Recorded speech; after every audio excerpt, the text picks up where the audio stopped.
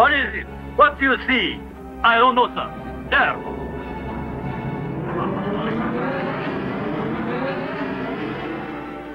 Capitan! Something is wrong! It is the compass! There is a devil in it! The heavens are afire!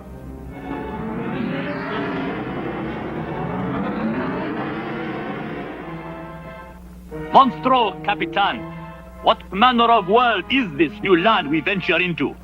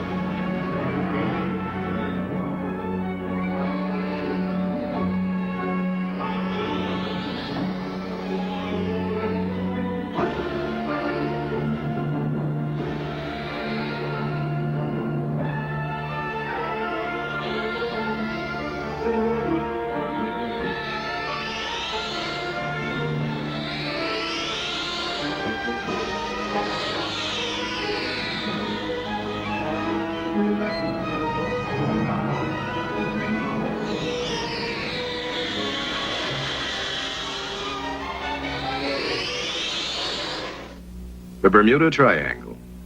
It's here, off the southeastern Atlantic coast of the United States. A triangle formed by Bermuda, Miami, San Juan, Puerto Rico.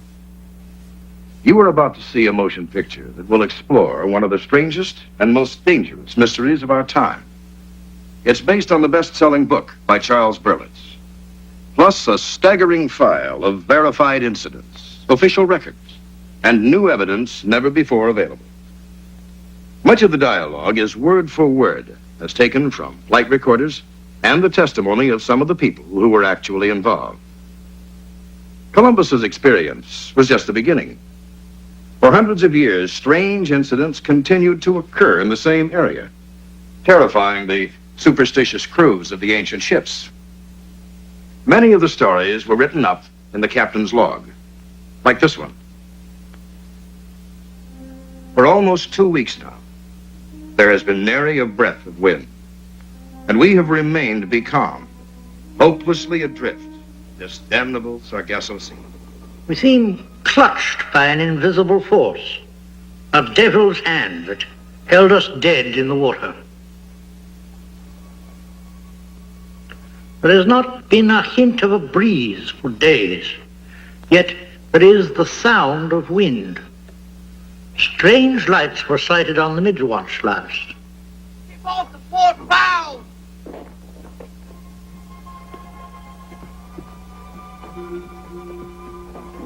On a port, Captain!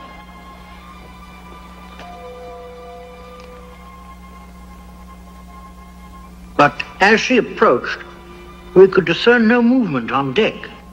Nothing. Looks to be the Westbury Star. But she left Swansea 2 months ahead of us. Incredible. She shows no hands, no manner of life aboard. See if you can raise her. Aye, sir. Fire the signal cannon!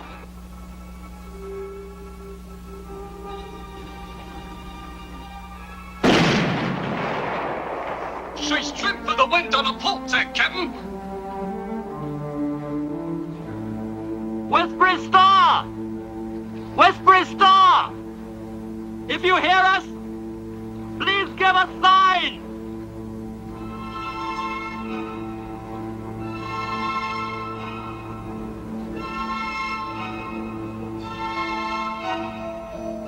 Wait. I see something. Great Scott!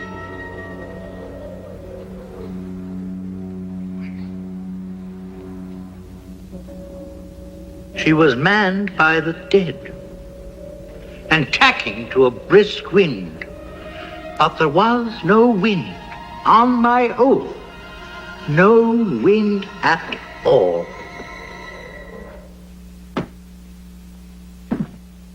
History gives us very little information about just how many ships disappeared in that area before the beginning of the 19th century. And most of the incredible stories told by the sailors were written off as superstition. But then, in 1800, with the disappearance of the first American naval vessel, the USS Insurgent, with all 340 crewmen aboard, convinced the authorities to begin keeping records. Within a few days, this ship, the USS Pickering, vanished with a crew of 90. Then in 1824, the USS Wasp disappeared in the same area. More and more ships disappeared without a trace. The USS Grampus, the USS Wildcat, the Mary Celeste.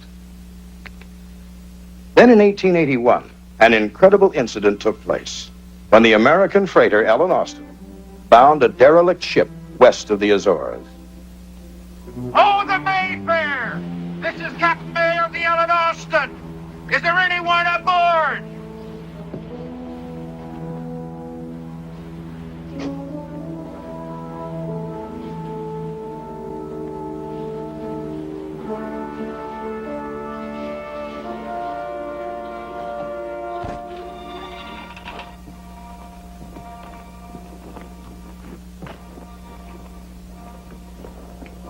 Oh, not a living soul aboard.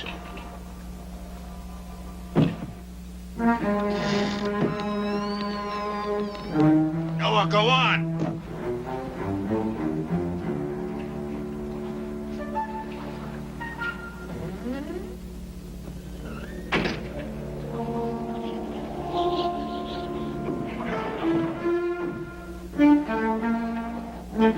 Hey, it's a treasure ship.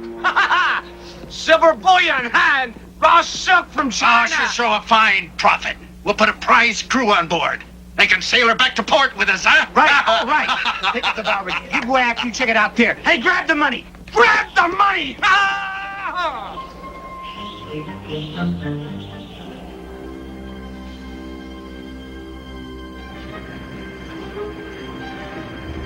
There's treasure there. Enough for all of us.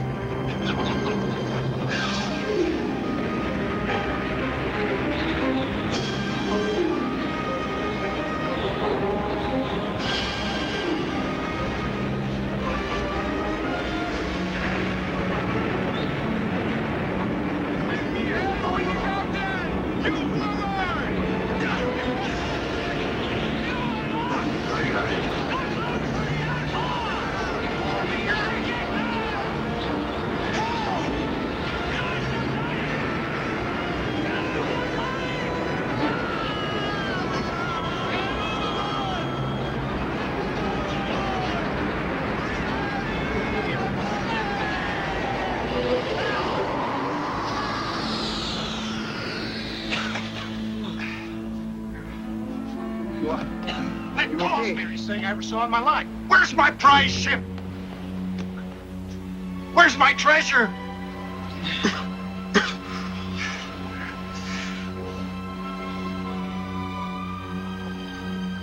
Where is it? The ship. Lads, if we told this tale in every port, there'll be none who'll believe what we've seen this day.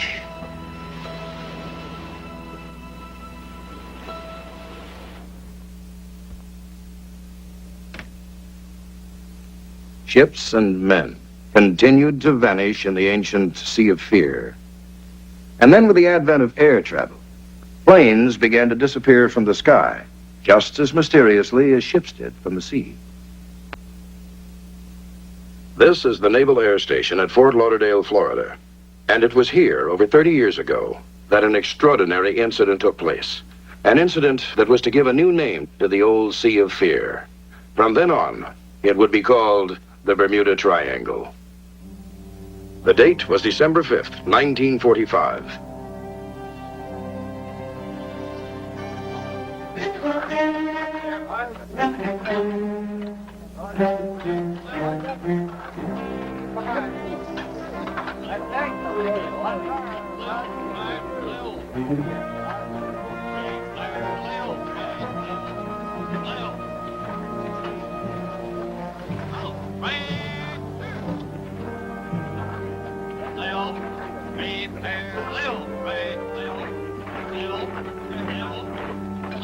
Lieutenant Charles Taylor, United States Marine Corps. A veteran and much decorated combat pilot. But not once in all his 4 years of combat in the skies had he ever been gripped with the clammy fear he was carrying in the pit of his stomach that day.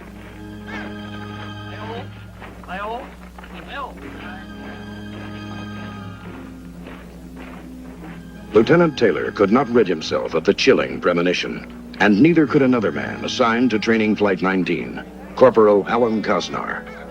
Listen, Lieutenant Loconis said he saw the thing himself. Said it was round like a pie plate, just hovered over the swamp for a minute, and swish, it was off like a shot. It's probably a weather balloon. Someone sees something and bingo, it's men from Mars time. Hey, Cosnar, what's with you? You know, you've been staring out that window for nearly an hour. Thinking. Hey, guys, you hear what happened to this morning's flight? Weird. What do you mean weird? Winds out of nowhere. Gusts up to 180 miles per hour. The other instruments went nuts. Loconis said it really gave Levine the shakes. Well, guys, this is the last time you're going to see Sergeant Gallivan in this old monkey suit. Yeah, from now on, the only wild blue yonder I want to see is in some chick's eyes. From now on, it is going to be Mr. Gallivan again. Yeah, that's right. You bust out of here tomorrow, don't you? Well, guys, we better shake it. It's getting late. You guys go ahead. I think I'm going to sit this flight out today. Hey, dig him. You know, you've been acting punchy all morning. Now what's up? Nothing. I just don't feel like flying today, that's all. Yeah, well, I'm sure the flight commander will get all choked up about that. You sure you're okay, Alan? It's not like you to be so quiet. I think I'm starting to smell those discharge papers myself. Guess I'm just starting to lose my air legs is all. Thinking of home. I think we all are thinking of home. But in the meantime, pal, we still got to fly today.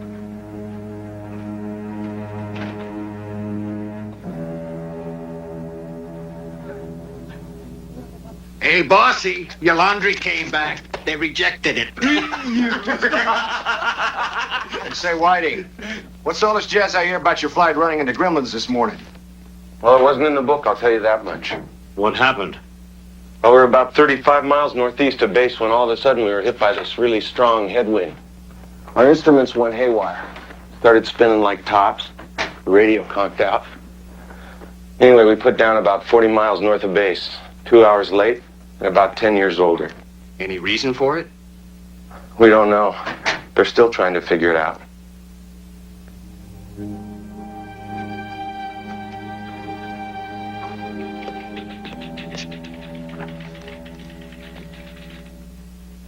Thank you for seeing me, sir. Sure, Cosnar. What can I do for you? I'd like to be relieved of today's flight, sir. Why, are you sick? No. What's the matter? Well, I've already done my required flight time this month, sir, and... Yes? Well, I just don't feel like flying today, sir. I can't explain it. Report to the flight surgeon. Aye, sir. Now, after the bombing runs are completed, we'll continue on course 091 degrees for a distance of 67 miles towards the Bahamas, turning north to a course of 346 degrees for 73 miles. Then west-southwest to a course of 241 degrees for 120 miles, returning to base at approximately 1723 hours. Your call letters will be Fox Tear. Are there any questions? That's all.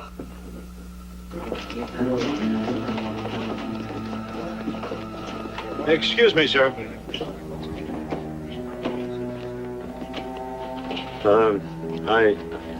I'd like to be relieved of this flight, sir. Well, you're flight leader today, Taylor. I know that, sir. Don't you feel well? It isn't that, sir. I'm just... I don't know. I don't feel up to it today. Well, I'm sorry, Taylor, but I just don't have anybody else to lead a mission. I understand, sir.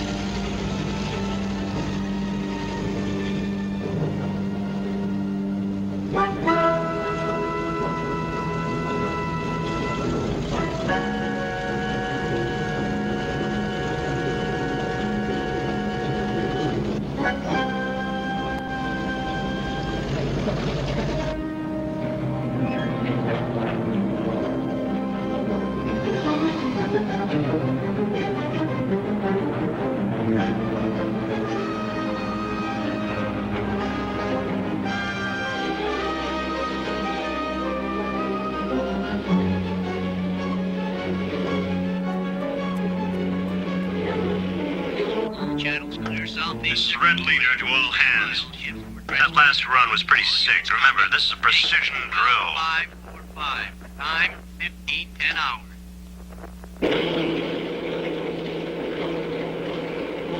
Say again, Red Leader. I'm not reading you.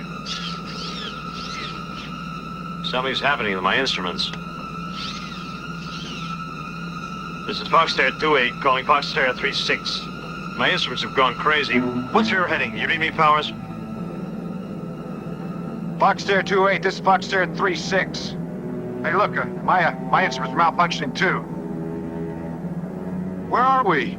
Some 40 miles away, another Navy plane piloted by Lieutenant Robert Cox picked up Flight 19's plane-to-plane communication. This is Red Leader. Do you read me? Repeat, all units. I recommend switch over to Channel 9. Level off at 7,500. I can't hear you. Fort Lauderdale, this is Foxterra 74. I am receiving radio messages from either a boat or some planes that seem lost, over. That's a Roger, Foxterra 74. Will advise. Repeat. Stand by. Foxterra 74. We cannot read you. Mayday frequency to lost aircraft. Do you read? Over. Mayday frequency to lost aircraft. Do you read? Over.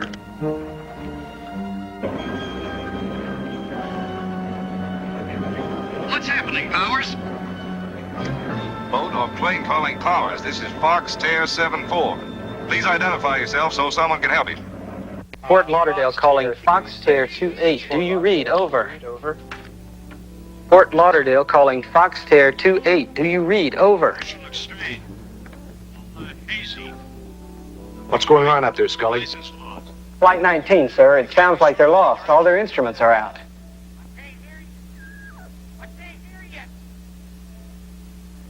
They're not receiving us, Lieutenant. Well, keep at it. Foxterra 36, this is Fort Lauderdale. Do you read me? Over. This is Hines. Flight 19 seems to be lost out there.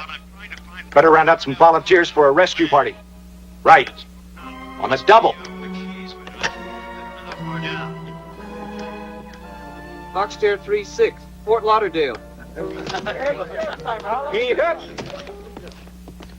Flight 19's in some kind of trouble and seems to be missing. I need everybody for a search mission. Fall in on the flight line in 10 minutes. Fall out! Osnar? Come here a minute. I thought you were supposed to be on that flight. You told me to see the flight surgeon. He relieved me of duty. Well, did you get someone to replace you? Walton said he'd go for me. I bumped Bolton from that flight. He already flew up this morning. You can't fly twice in one day. Now, who's up there instead of you? I don't know, sir.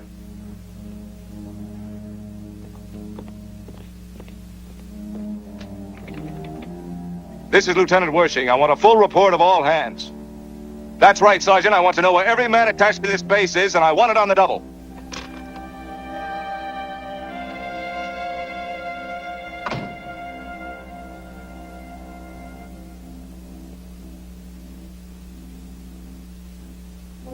Roger. Search and rescue is standing by to take off, but air-sea forces are out of maneuvers, sir. Tell Air C to get those dumbos up as soon as they touch down. With the same crews if necessary. Yes, sir. The ocean looks strange. It's all hazy. Nothing's right. Horizon's lost. I can't be sure of any direction. Do you read me? Over. Identify yourself. This is Foxterra 28. This is Lieutenant Taylor. Foxterra 28, this is Foxterra 74. What's your trouble? Both my compasses went out. I'm trying to find Fort Lauderdale, Florida. I'm over land, but it's broken up. I must be over the Keys, but I don't know how far down. Give me a position. Guess anything. I'm over land, but I must be over the Keys. Listen, put the sun on your port wing if you're in the Keys and fly up the coast until you get to Miami. The air station is directly on your left from the port. What is your present altitude? We've been hit by 75-knot headwinds. All compasses and gyros are going crazy. What's happening? What did we run into?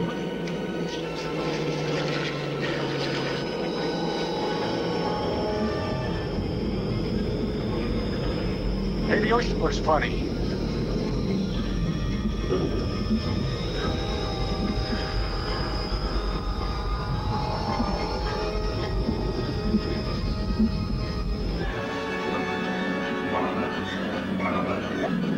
Foxterre 28, this is Foxterre 74. Do you read me? Over.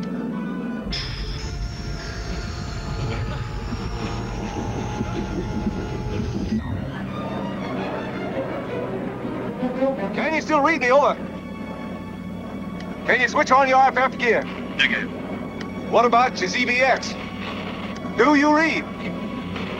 Do you read me? Over. Foxterre 28, this is Foxterre 74. Do you read me? Over. Lieutenant Cox flew a search pattern until his fuel ran low.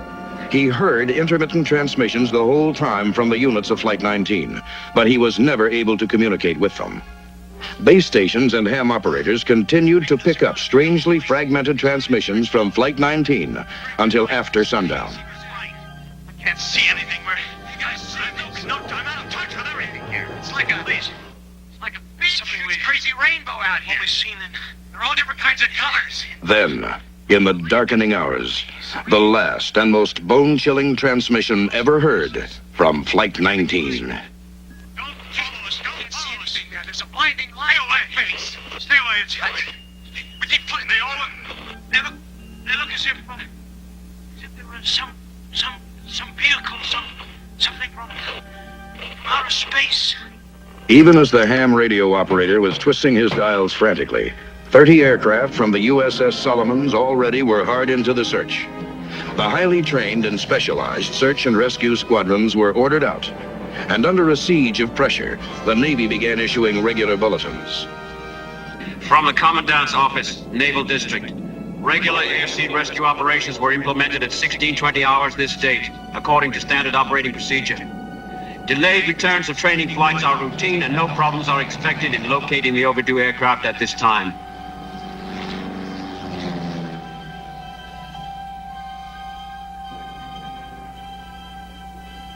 The search became more than routine when a giant Martin PBM vanished. Sir, one of those PBMs just went off the scope. Impossible. A big Dumbo just doesn't disappear.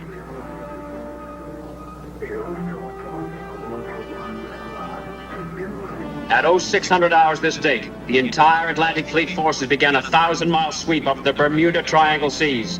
In simultaneous operation, all fleet units in the Gulf of Mexico are sweeping the north and central areas. Now hear this. All hands lay up to main deck for lookout assignment. The great search failed. 6 aircraft and 27 men vanished without a trace, as though into another world. Shortly after the disappearance of Flight 19, a Naval Board of Inquiry was held. All we know is that the planes evidently got lost because of instrument malfunction. Are you saying that 5 planes and a giant PBM all had the same trouble at the same time? I'm sorry, gentlemen. I can't answer any more of your questions. All I can do is read you the board statement. It is the consensus of the board that this unprecedented peacetime loss seems to be a total mystery. The strangest ever investigated in the annals of naval aviation. A full transcript of the board's findings was never released, and 2 indisputable facts remain. 1, all hands at the Naval Air Station that day were present and accounted for. 2, Corporal Alan Kosnar was not on that flight. For 30-odd years, the question has gone begging. Who took Alan Kosnar's place? Or should we ask, what took Alan Kosnar's place?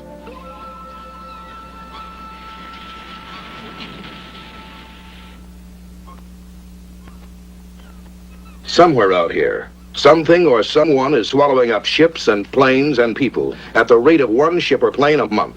And whatever happens, It must come so quickly, there isn't even time to send a distress signal or an SOS.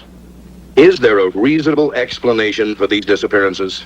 Well, for years, respected scientists and oceanographers have been looking for the answers. One theory is that unexploded bombs and floating mines left over from 2 world wars are responsible.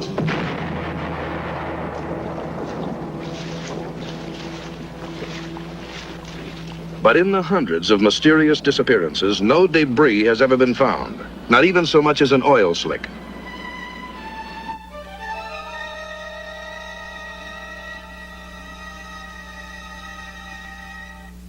Another theory concerns the phenomena the oceanographers call blue holes, currently being studied by international teams of deepwater scientists.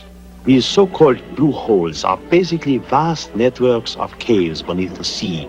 But how far they go or how deep, we really don't know. We are not even sure they have been naturally formed.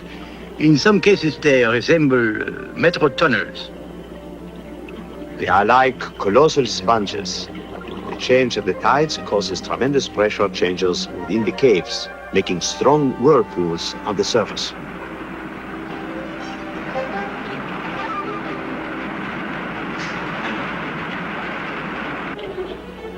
They could easily suck a small boat down, easily.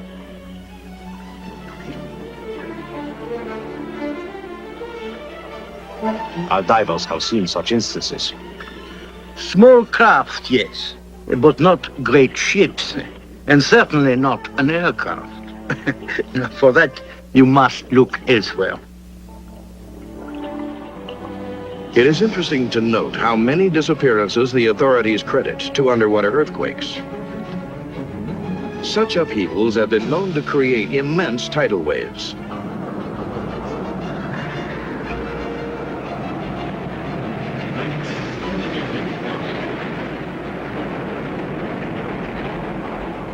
But none so high as to swamp an airplane in flight. However, there are stacks of sworn testimony of aircraft flying into a cloud and vanishing. The so-called experts insist that what the observers saw was not a cloud at all, but a deadly waterspout. But not one shred of wreckage has ever been found of all the aircraft that have been lost in the Bermuda Triangle.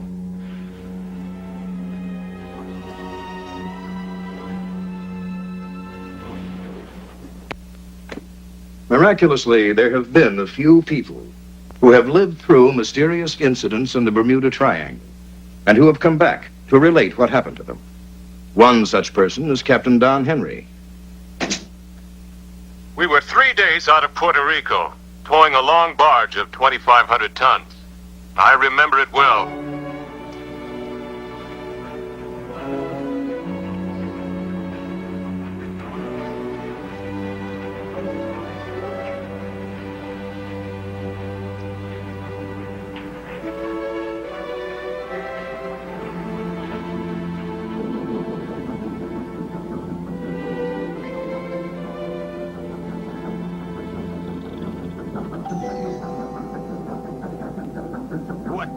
Just finished taking that lousy thing apart and oiling it.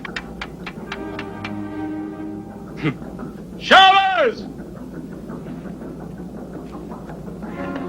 Chavez! Yes, sir! What's wrong with the generator? I don't know. The generator is fine, but look at... Meet me in the engine room, Chavez. Okay, sir, but you better look on deck first.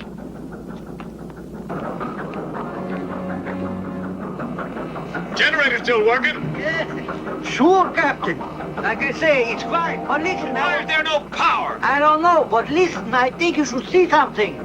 Look, Chavez, I got no time to be looking. What's going on? No, Will you tell me what's so all-fired important out here? Well, look. Yeah, that is kind of strange. How do you figure that out? Clouds sitting right smack on top of the barge. I don't know, but I don't think I like it. I've seen some strange things out here. Hard to swallow things. Yes. Like the lousy sandwiches you make. Oh.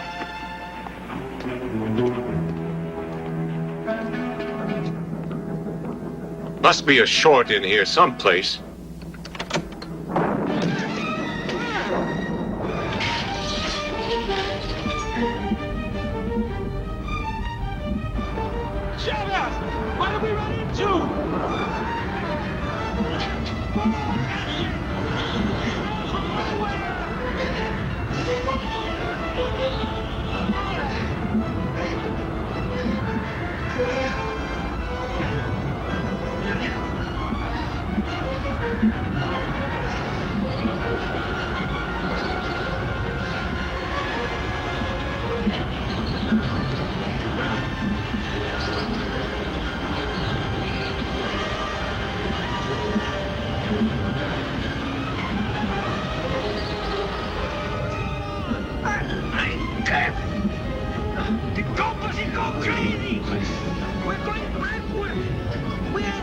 steering. Steady. Steady, Chevelle. Let's run over.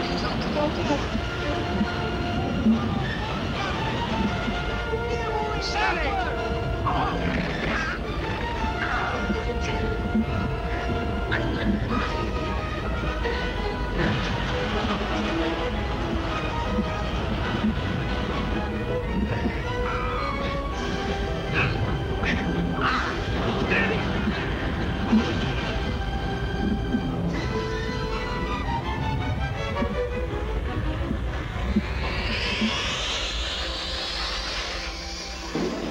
Come on. Where's Juan? Capitan, I fell down. I was almost overboard, Capitan. Juan, take the wheel. The barge! Ship passed loose! Then what? Hold it up the tow line. Oh, it's pretty cold. It's freezing.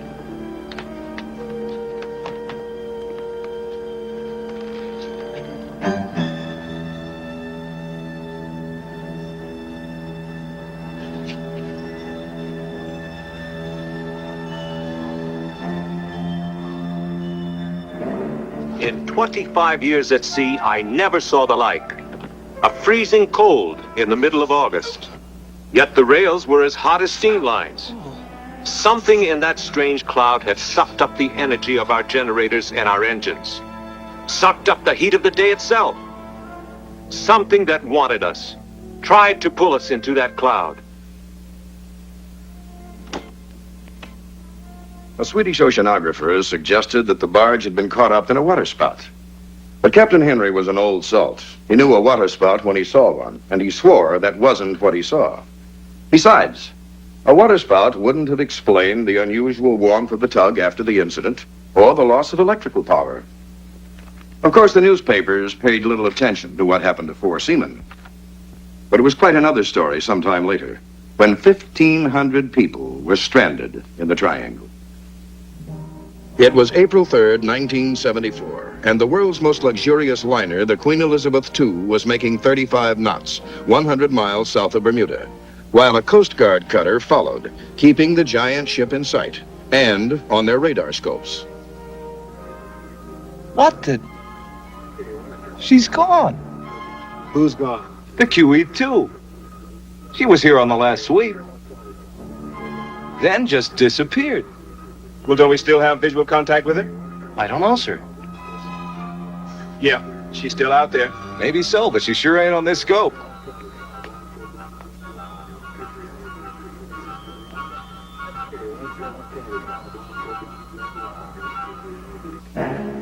Ladies and gentlemen, this is your captain speaking.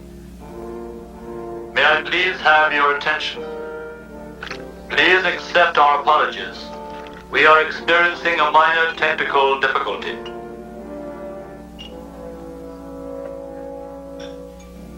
The official report blamed a leaky boiler and scrupulously avoided mention of the Bermuda Triangle. Ironically, most of the passengers aboard the QE2 didn't know they were even in the Bermuda Triangle. But there was one man who never forgot his experience there. And although Charles Wakely survived to tell his incredible story, it may be that the Bermuda Triangle eventually brought about his sudden death. Wakely was a professional pilot with over 10 years' experience at the time of the incident. He was completing a routine flight.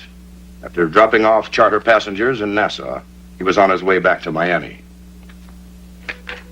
The weather was very clear. The stars were crisp and shining.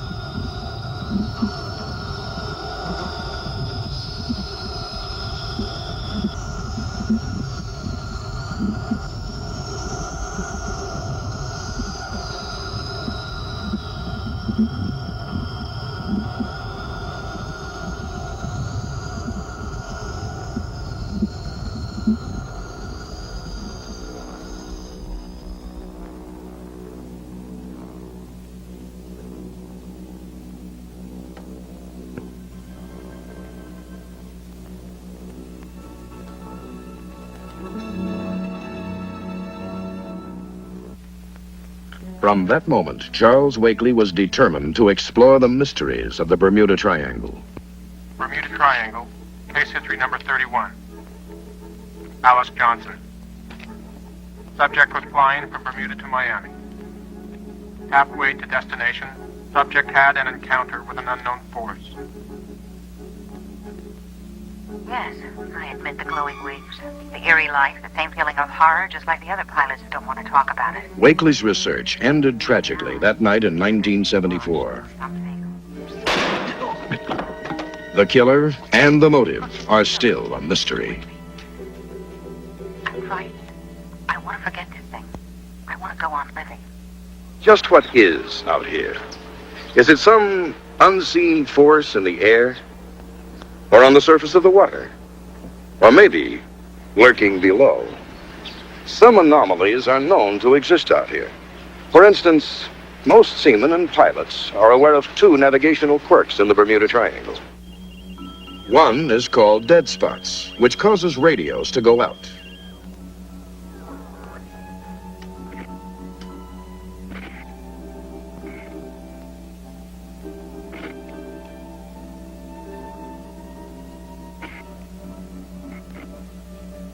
The other is a variation in magnetic compasses, which in the triangle point to true north instead of toward magnetic north.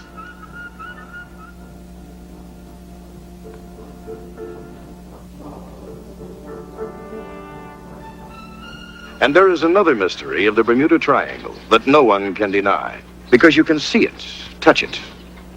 It's right out here, just off the Bahamas. The luminous glowing of the mysterious white waters. Columbus was the first to see it when he entered the New World. And it's the last view of Earth when the astronauts rocket through space toward the moon. The phenomenon still baffles modern science, but the Greek philosopher Plato may have had the answer, along with the ancient Egyptians and the world-renowned psychic Edgar Cayce. They were all agreed the fabled continent of Atlantis sank into the sea in this area some 12,000 years ago. Thousands of people around the world have followed the startling revelations of Edgar Cayce, who predicted many years before they happened certain earthquakes, the assassination of U.S. presidents, even the highly sophisticated developments like the powerful laser.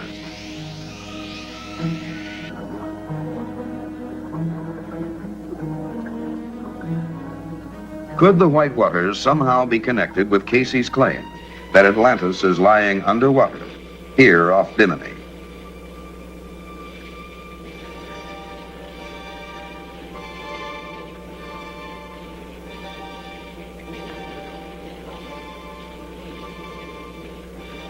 This sonar scan shows a large mass on the sea bottom, which plainly outlines something shaped like an immense pyramid.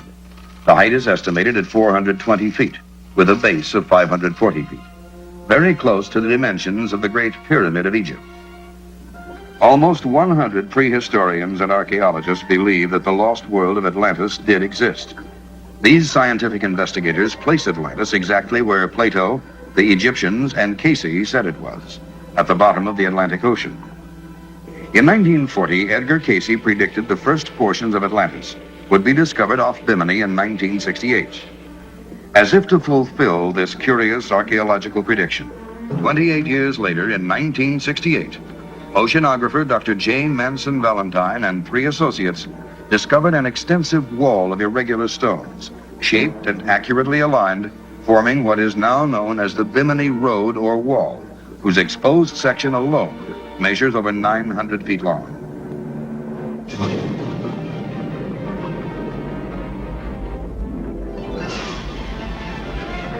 Our own history records the cataclysmic destruction of whole civilizations, like Pompeii, buried by the eruption of Mount Vesuvius before the birth of Christ. Some experts seriously believe that an advanced culture like Atlantis could have existed 12,000 years ago, and its wealth of knowledge was buried with it in a sudden calamity. In 1933, Edgar Cayce described ruins that lay below the waters of Bimini, where an immense energy of the stars was concentrated, stored in a powerful crystal. called the Tuawi stone, radiated energy which Casey believed this prism-like device drew its immense power from the universe itself, from magnetic forces which were ultimately pushed to such extremes that the Atlanteans unleashed uncontrollable forces of nature from the very bowels of the earth itself.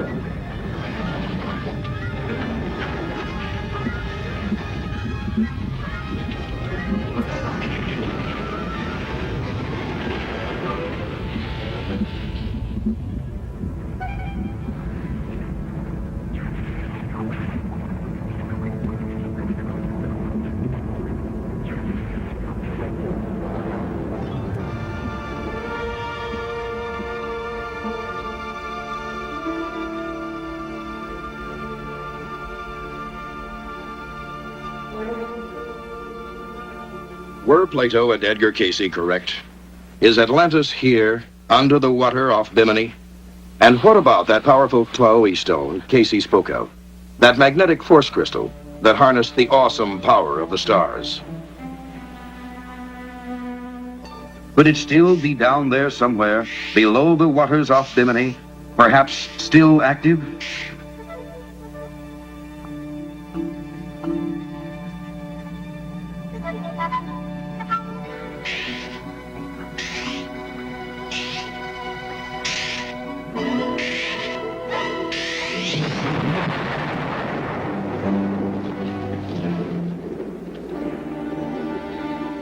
Still another theory favored in some circles is a sort of anti-gravity tunnel, visible only as a whirlpool in the sea.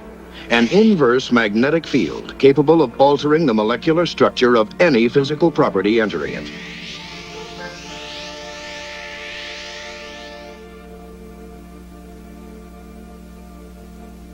Well, this may seem fantastic. There is a woman who actually witnessed just such a vortex. Her name is Helen Miser. The date, August 25th, 1971.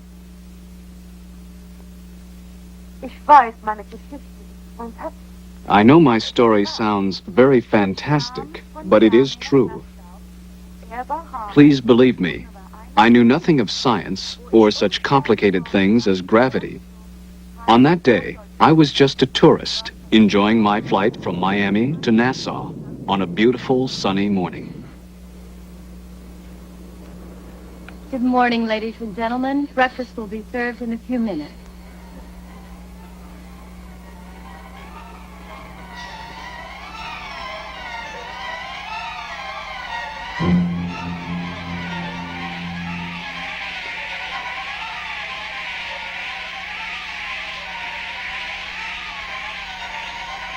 Everything all right?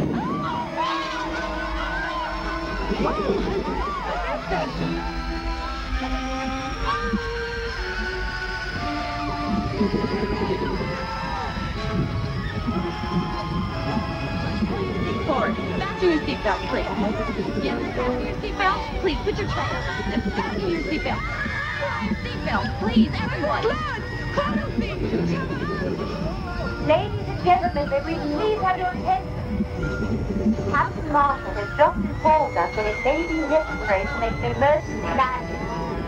Please follow our instructions. Put your seat up, please. Put your seat back up. Yes, it'll be all right. Relax. It'll be all right.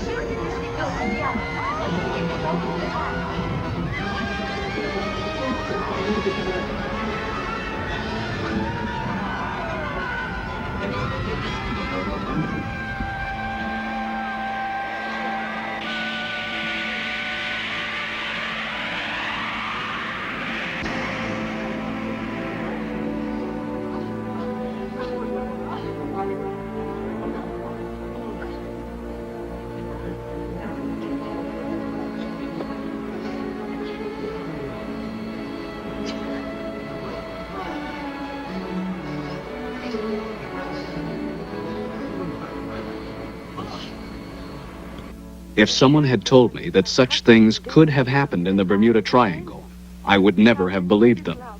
But now I know that anything is possible.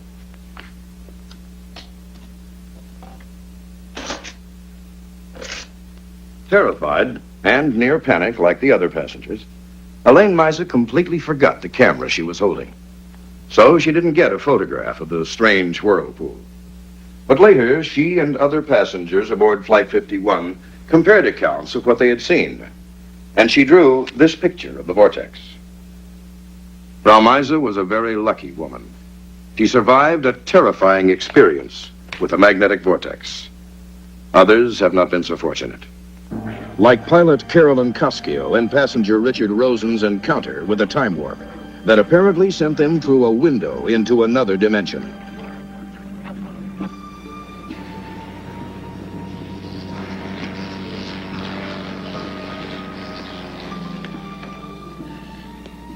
This is Grand Turk. Do you read me, Cessna?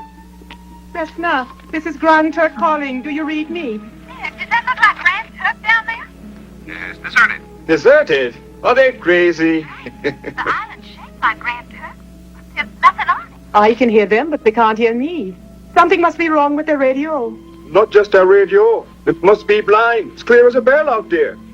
No landing strip, no building, no people. It's sure not Grand Turk, Carolyn. What is wrong with that crazy man? He is right over us. This is Grand Turk calling, Cessna. You're right over us. There's no way out. Out of what? What's she talking about? They gone. Gone?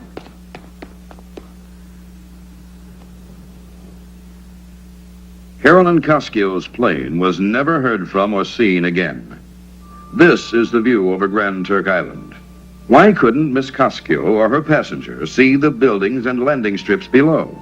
Some physicists have suggested that the plane might have entered some dimensional window, a space window, if you will, which caused an inversion of time and space, thrusting her plane into an early period of time, where they saw the island in the past, before the landing strip and buildings even existed.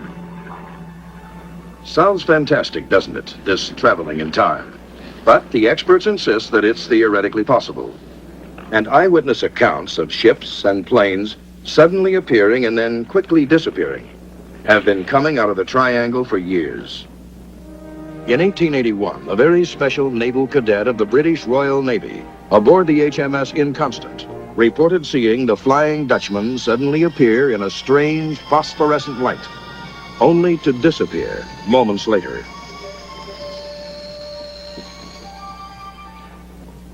I insist it be duly recorded in this ship's log. Write that we saw it with our own eyes. The appearance of the ghost ship, Flying Dutchman. Long after he ascended the throne, King George V often recounted his eerie experience in the Bermuda Triangle. Could there be a place out there where ships and planes disappear into another dimension and then reappear in a different period of time? Unfortunately, most incidents of this nature are not reported. They're covered up to avoid embarrassing questions. Questions that have as yet no easy answers. Like the incident involving a mysterious time lapse that occurred at Miami Airport just a few years ago. A super jetliner had just entered into the Miami traffic pattern. We should be on our final approach in 15 minutes, right on schedule. 403, you're cleared for approach. Give us a time check, will you, Miami? In 5 seconds, it will be exactly 0008. Right on the button. It was a clear and beautiful night in the Triangle, and Miami Control Center was routinely tracking the flight's approach.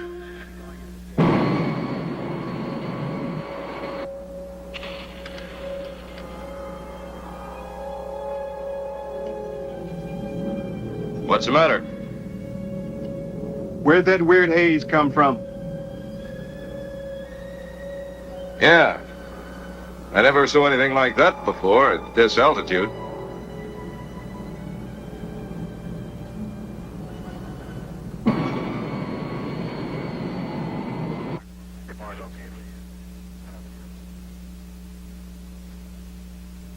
Flight 403, this is Miami Center. How do you hear me?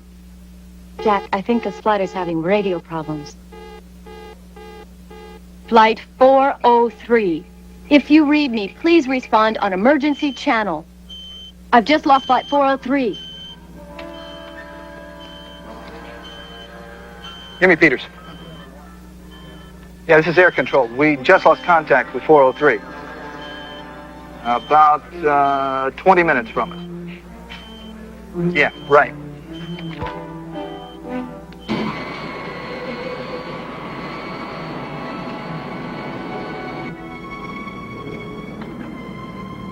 How come we can't see Miami yet? Don't rush us. What time is it? I think my watch is broken. 12:12. That's what I have. But that's impossible. Can't be just 3 minutes since I was here. I went all the way aft, served 3 drinks, helped a little old lady back to her seat from the John. Got some aspirin for one passenger and a cup of coffee for another. Now, I couldn't have done all that in just 3 minutes.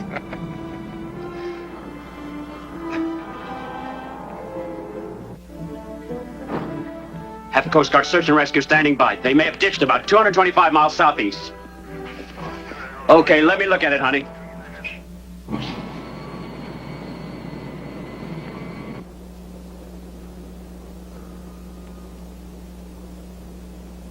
Looks like we're flying out of that weird haze.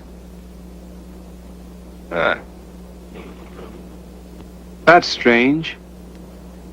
What? I don't see it behind us. It just disappeared.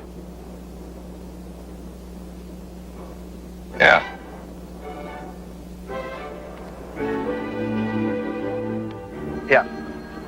Yeah. The Coast Guard's got 2 planes standing by, and there's a cutter in the area also. All right, notify the Coast Guard. Tell them how many people are on that plane. Again. Are you sure? There she is. She just showed up again. What's happening up there? Listen, do you run a check on all this equipment? Yeah, that's SOP. There's no malfunction here. That doesn't make sense.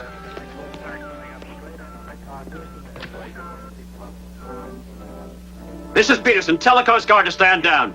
She just showed up again. Wait a minute, Pete. What could have made her slip off the screen for 10 minutes like that? I'll think about that whenever this knot in my stomach straightens out.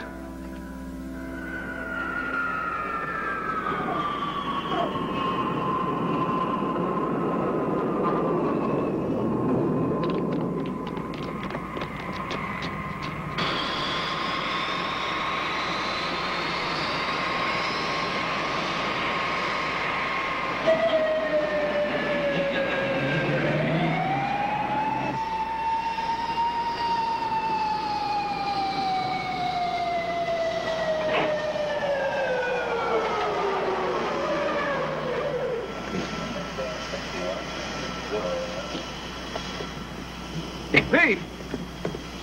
What's the emergency? We didn't report any problems. What went wrong up there? What are you talking about? You must have dived low or something. Got below radar. What caused it? I don't know what you mean. We're exactly on schedule to the second. You're 10 minutes late, but that's beside the point. It's 12:36. We touched down about 5 minutes ago. It's 12:46. Your watch is 10 minutes slow. I've got just about 12:36 too. No, I tell you it's 12:46. Leslie, what time have you got? It's close to 12:37. Pete, we made a time check with Miami not half an hour ago, and all our watches were right, including the ship's clock. Hold on a second. Pardon me. Excuse me, please. Excuse us.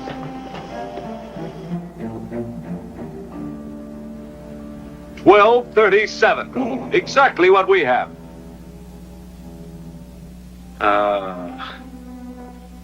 Hey, Peterson. All our watches couldn't have lost 10 minutes. That's crazy. Pete, what's this all about? I wish I knew. But at 12:10, you went off the scopes. You didn't show up again until 12:20. For 10 minutes. Well, you just didn't exist.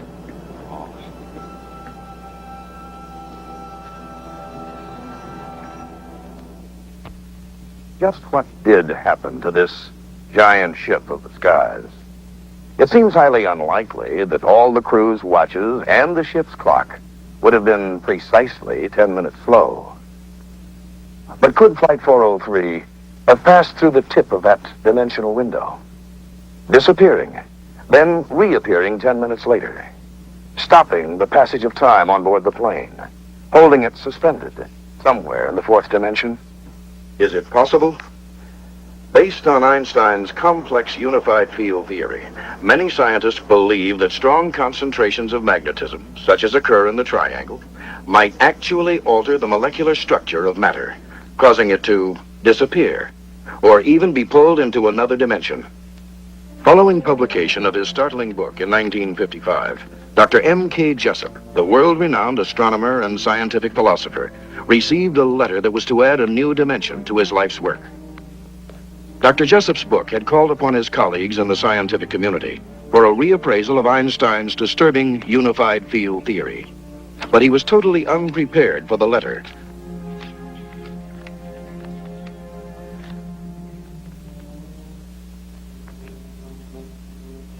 My dear colleague, for reasons that will become apparent, I shall identify myself only as Carl W. Allen, and inform you, as my conscience demands, that Einstein's theory has been brought to reality, with some shocking results.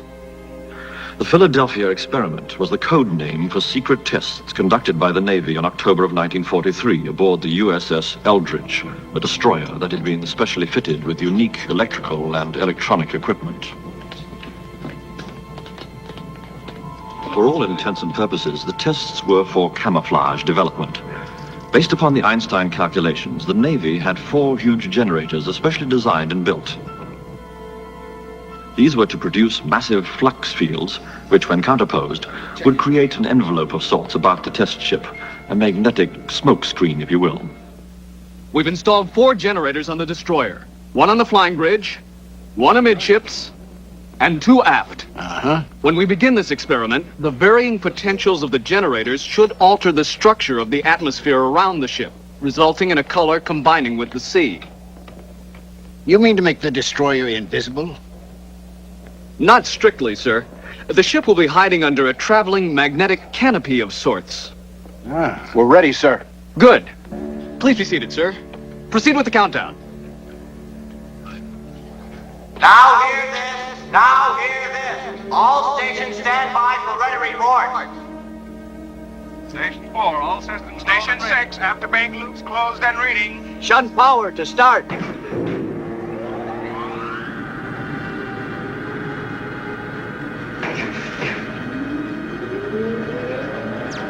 have a ready from the Eldridge, sir. Lock monitor. We have a command. Coming up on the mark and counting. 10, 9, 8, 7, 6, 5, 4, 3, 2, 1, mark!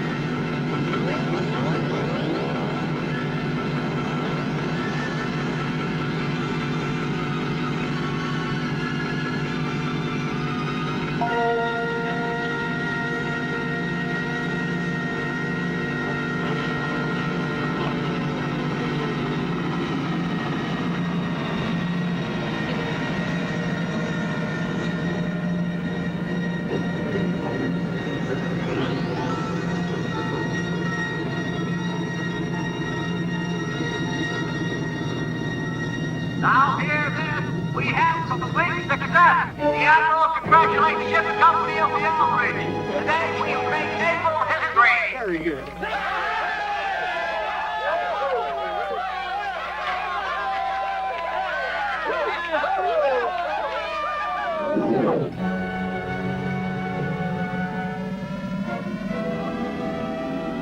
5 minutes after the test was completed and the equipment shut down, the Eldridge vanished again. for no reason.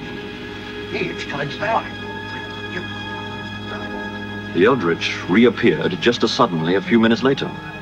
The immediate after effects produced retching sickness and considerable painful symptoms among the men. Horrid. But what happened later was far worse. The test was an unqualified success for the equipment, Jessup, but an utter failure for the crew that had been exposed to something far worse than nuclear radiation. Only the lucky ones went mad. I saw him there. Don't tell me he wasn't there. Don't tell me he wasn't there. I saw him. And right next to me, and I looked over at him. He was gone. He wasn't there anymore. He was gone.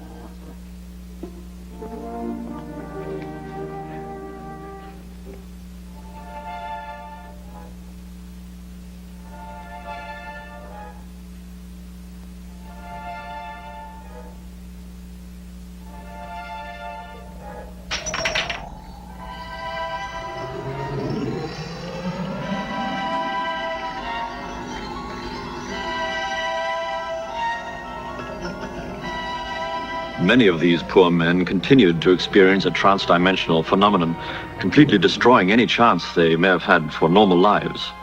They've become freaks, Jessup. Freaks that were quickly and carefully snatched into seclusion. To avoid embarrassing questions, they've become nothing more than carefully preserved specimens, Jessup. I've seen them myself. Human beings reduced to the level of laboratory animals. My dear Jessup, in our responsibility to science, can we forget our humanity? I leave it to you to decide if further work shall be put into this or not. I write in hopes there will be. Allen's letter set Jessup upon an exhaustive 5-year search for the truth. And in spite of threats, insults, and coercions, Jessup continued to probe right up to the last bizarre moments of an April night in 1959. Listen, I've reached some fantastic conclusions regarding that Philadelphia experiment, and I've got to see you right away. How about tomorrow? No, right away, tonight. Fine. Good, I'll be there in an hour with all my notes. But neither Jessup nor his papers ever arrived at that meeting. Why? Suicide by carbon monoxide poisoning. White male Caucasian, approximately 62 years. No papers, notes, or effects. Dispatch coroner and ID unit. No papers or effects were found with Dr. Jessup's body. Why?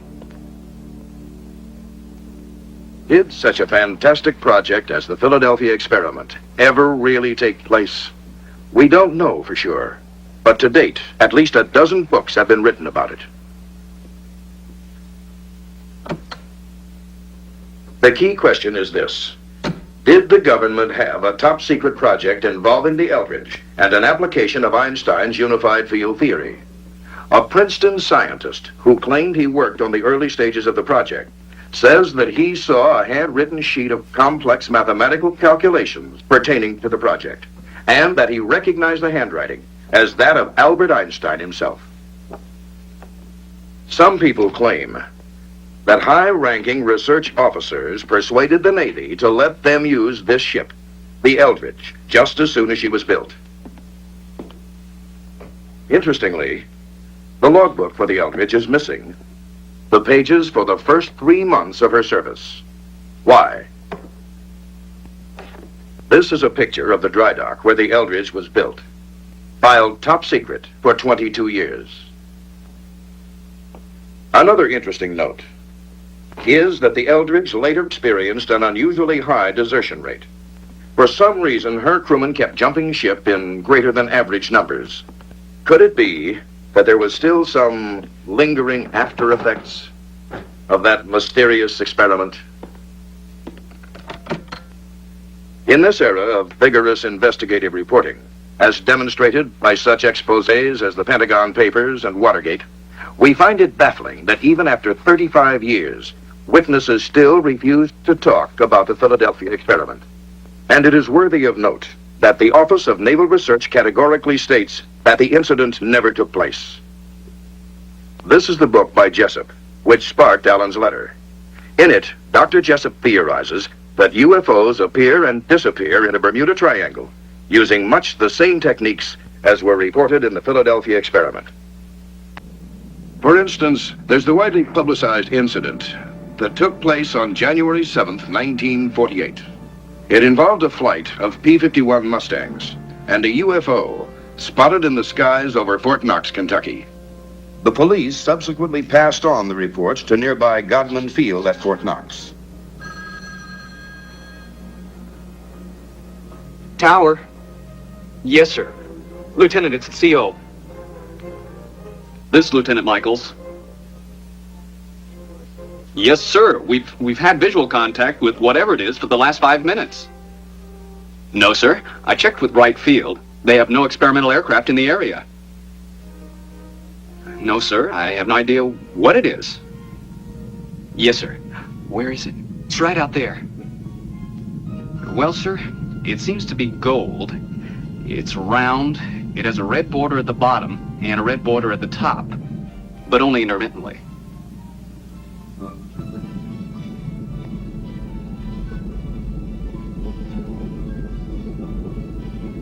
What seems to be the problem, Lieutenant? Beats me, Colonel. I've never seen anything like that in my life.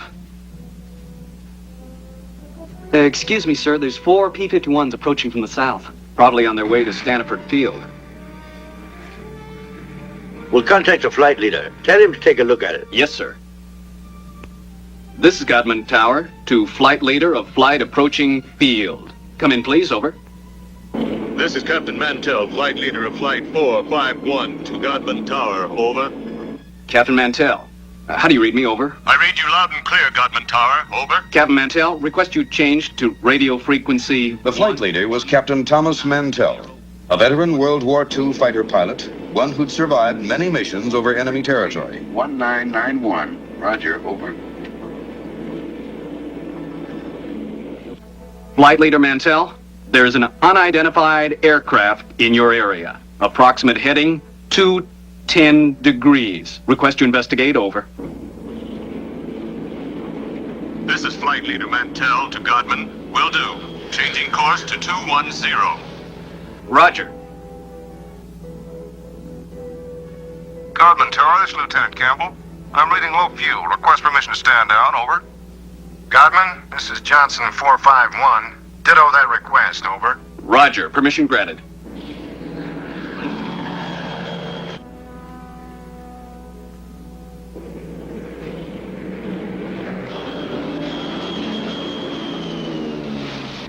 Captain Mantell was now on the UFO's heading and climbing fast, leaving Lieutenant Hammond, the one remaining wingman, behind. At 2:45, Mantell contacted the tower. I see it. It's directly above and ahead of me.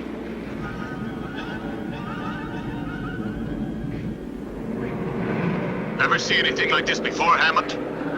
Captain Mantell, not in my experience, Captain. Throttle back, sir. I'm losing you.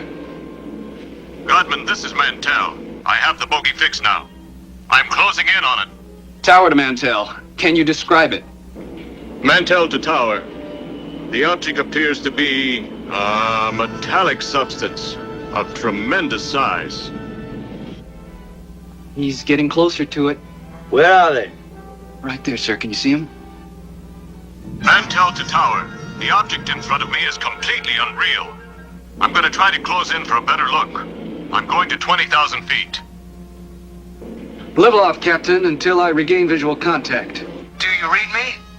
This is Hammond to Mantell. Do you read me? Do you read me, Captain? Do you read me?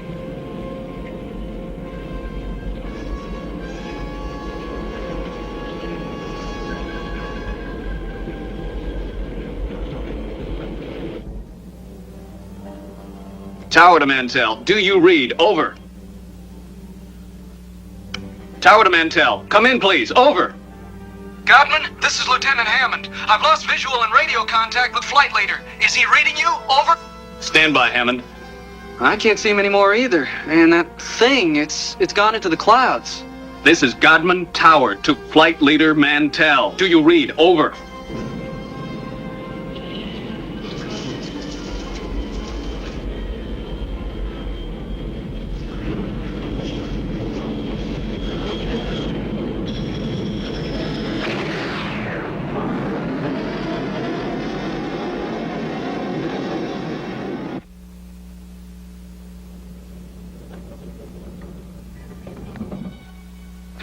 Let's see what you found there.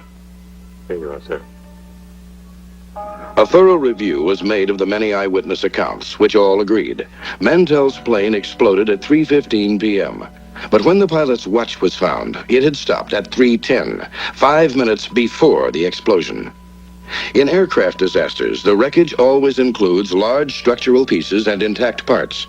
But the largest fragment of Mantell's plane was no bigger than a tin can lid, punctured with hundreds of tiny holes no earthly force could have produced. Authorities admitted they had never seen such strange salvage parts before, and they were unable to explain the unusual holes in the remnants of Mantell's plane. Could a magnetic storm created by a UFO have caused such damage? Is there something or someone out there in the void of space? Let's consider the possibilities. To an astronomer like myself, the idea of intelligent life being confined to our tiny little planet Earth is ridiculous. Why, in our own small galaxy alone, there are more than 10 billion star systems. By the laws of mathematical probability, there must be 40 to 50 million planets, like our own, each with their intelligent life forms. Perhaps even now they are attempting to contact us. Perhaps it was an emissary from one of these other worlds who attempted to make contact with our first men in space, the astronauts. The men who fly in these giant spaceships are highly skilled professionals. They have been trained to deal with almost any situation that might occur. When they spotted bogies or unidentified craft, they reported precisely what they saw.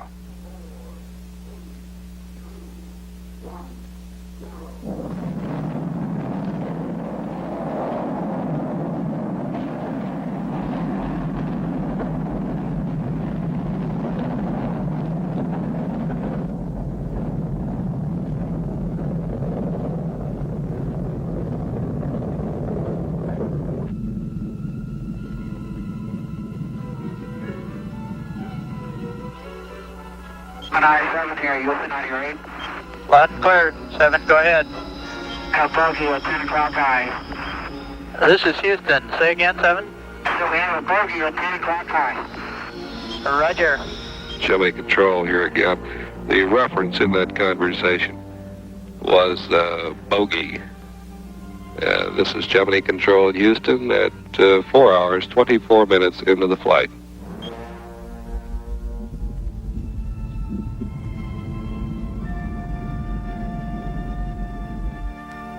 Some experts have theorized that what the astronauts actually saw was the sun reflecting off their booster rocket, which they had jettisoned earlier. But the astronauts, remember, are professionals. They would surely have recognized any piece of their own equipment.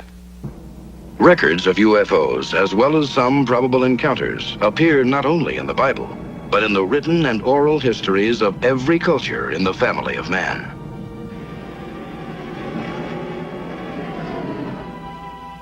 In the last 30 years, UFOs have been sighted all over the world and over nearly every major city. But there seems to be a surprising concentration of sightings right here in the Bermuda Triangle, even though only a small percentage of them ever get reported to the authorities. John Fairfax was a daring adventurer who'd set out to row the Atlantic from the Canary Islands to Florida. How do you explain your experience in the Bermuda Triangle? Well, as I've said, ladies and gentlemen, I can only relate what happened. I can't explain it at all. This all occurred around about the evening of May the 5th, towards the end of my trip.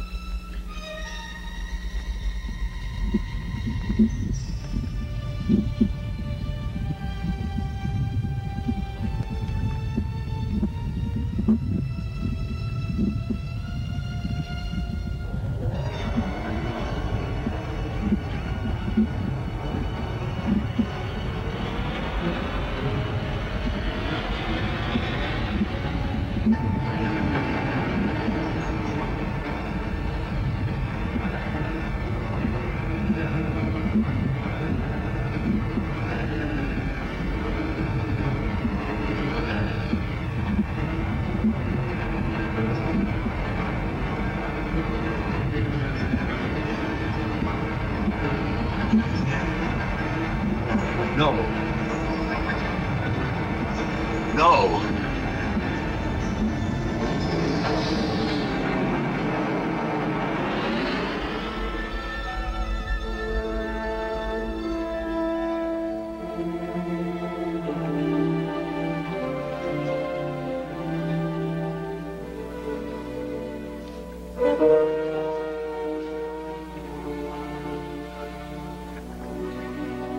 Was it just John Fairfax's imagination?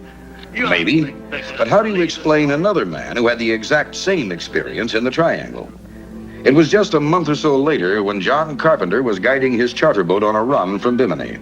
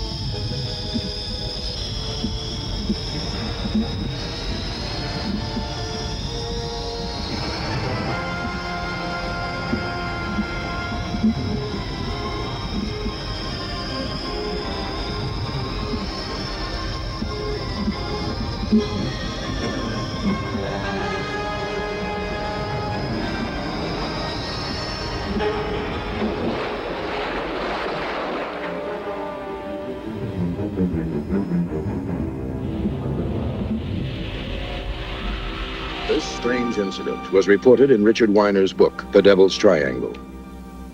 Fairfax and Carpenter are only 2 out of thousands of people who have seen something strange out there. Even a member of the United Nations and our own President Carter claim to have seen UFOs. If there are alien vehicles around, where are they coming from? Dr. Valentine and other scientific observers suggest that UFOs may emanate from one of 3 sources. From somewhere out of our own solar system, or, as French astronomer Jacques Vallée suggests, from a point much closer to us in our own world, allowing ships from another dimension to slip into the time warp window suspected of being located in the Triangle. Or perhaps even from a world far below the water. It should be noted that in the southeast corner of the Bermuda Triangle is the Puerto Rican Trench, the deepest place in all of the Atlantic. In this area, UFOs have been seen traveling below water at incredible speeds, like the one that was tracked by 14 Navy ships for 4 days as it raced below water at depths up to 27,000 feet. Then, on August 4th, 1969, 2 lighthouse keepers from Great Isaac's Light mysteriously vanished. In the vicinity at the time, a fisherman reported seeing a fast-moving globe below water, speeding away from the island, but clearly visible just below the water's surface. Not all UFO sightings in the Bermuda Triangle took place under isolated circumstances. In some cases, they were seen by literally thousands of people. Probably the most famous case of many eyewitnesses to UFO activity took place in Puerto Rico at the southeast corner of the Triangle. It began on a summer night in August 1972 in the little village of Vortices.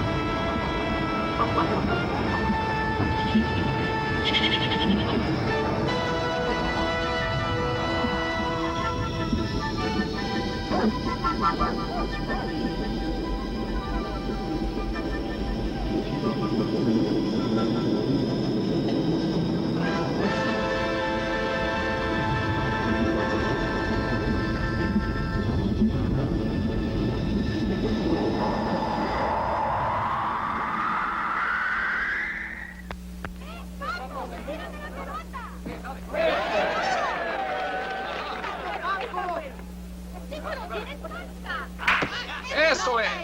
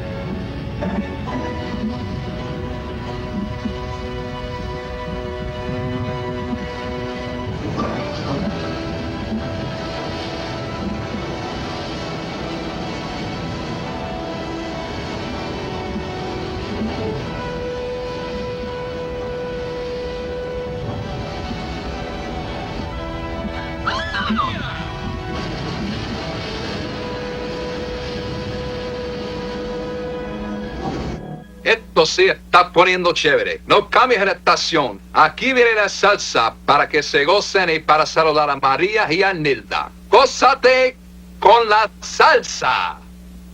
Ahora sí.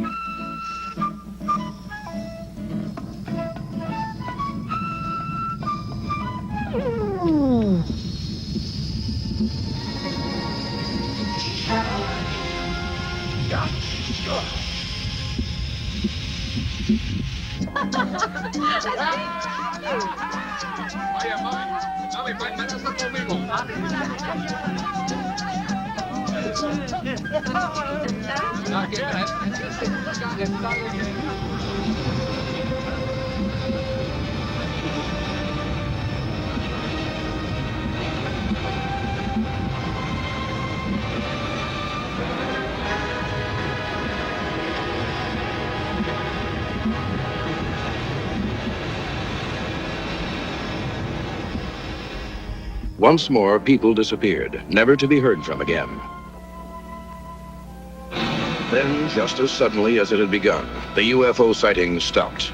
By the end of October, only a trickle were reported. The island of Puerto Rico was returned to normal. It all happened. It was real. Perhaps some of you don't believe the stories told by individuals, like John Carpenter or John Fairfax. But can you disregard what thousands saw? What was reported by the news media of Puerto Rico? Just what were those strange lights that thousands of people saw in the sky? No one seems to know. Or if they know, they won't tell us. Scientists and authorities all seem to differ on just what is going on in the Bermuda Triangle. But there is one cold, hard fact to which they must all agree. A shocking number of ships and planes and lives have mysteriously disappeared in this area, and they continue to disappear. Whatever our differences as nations, we are all one family of man, and this planet Earth is our home. We can all unite to solve the mysteries of the Bermuda Triangle. Has some highly intelligent aquatic race found its way up from the depths of the ocean? Is the triangle a base of sorts for aliens from outer space? Is lost Atlantis below these waters? And just who or what is collecting human specimens? Blue energy, time warps, or a window into another dimension? Together, the nations of the world must find the answers before it's too late. Our very survival may well depend on knowing what is going on here in the Bermuda Triangle.